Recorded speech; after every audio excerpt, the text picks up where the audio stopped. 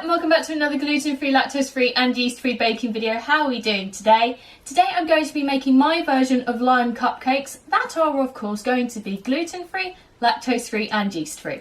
You will be needing the following equipment: some scales, a 12-hole muffin or cupcake tray, 12 cupcake cases, 1 large mixing bowl, a wooden spoon or electric hand whisk, a spatula, some spray oil, an ice cream scoop or a tablespoon and a teaspoon just to move your mixture into your cupcake cases, a cake tester, a skewer, a toothpick or a teaspoon handle just to check that your cupcakes are cooked, and finally a cooling rack.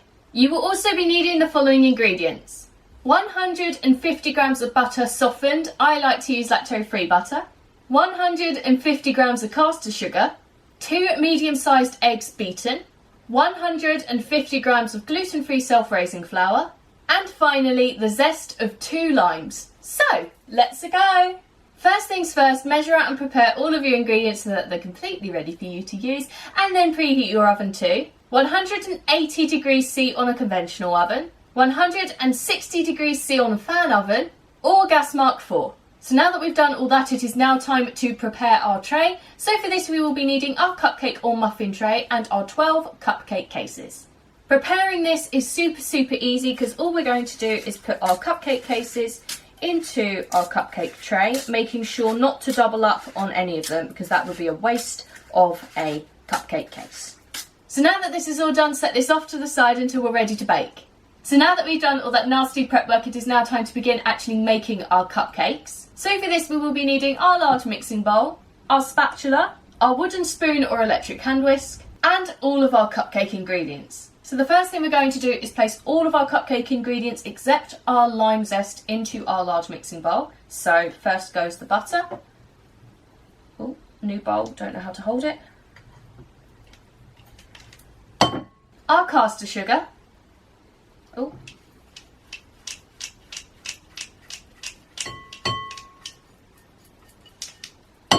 Our eggs,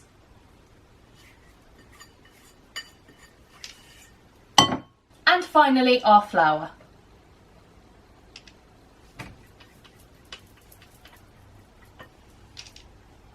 So now we're going to mix this lot together until they are really well combined. Oh, too high. So now that this is all done, we are going to just scrape around the sides of our mixing bowl.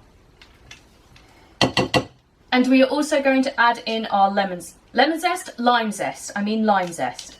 Goodness, it's too early in the morning for me to be doing this, I tell you. I knew I was going to say lemon at one point. I knew it because I just get so confused so easily. So now what we're going to do is mix the lime zest into our mixture until it is well distributed throughout it. You on one? Yeah.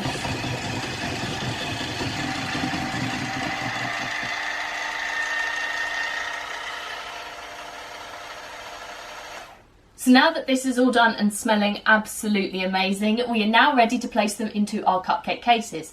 So for this we will be needing our cupcake tray, our spray oil, and whatever we are going to be using to get this mixture into our cupcake cases. The next thing now on the to-do list is to move this mixture into our cupcake cases. So what I personally like to do is get our mixture ready on our tablespoon.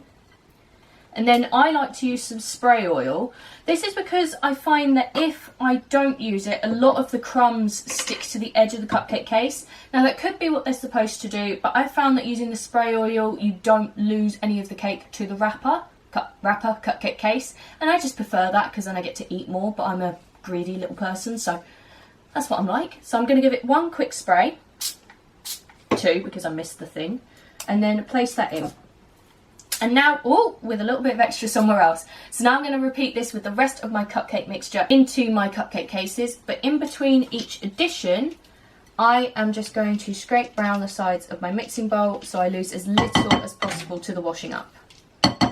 So now that this is all done, we're going to place these into our preheated oven for 10 to 15 minutes. or until you insert a cake tester, a skewer, a toothpick or a teaspoon handle and it comes out completely clean. Once that time is done, we're going to then place this cupcake tray onto our cupcake cases, leaving our cupcakes in the tray for 10 minutes. I don't know if I said that already, but I'm going to repeat myself anyway. For 10 minutes. And then after those 10 minutes, we're going to take them out of their cupcake tray, placing them back onto the cooling rack to cool completely.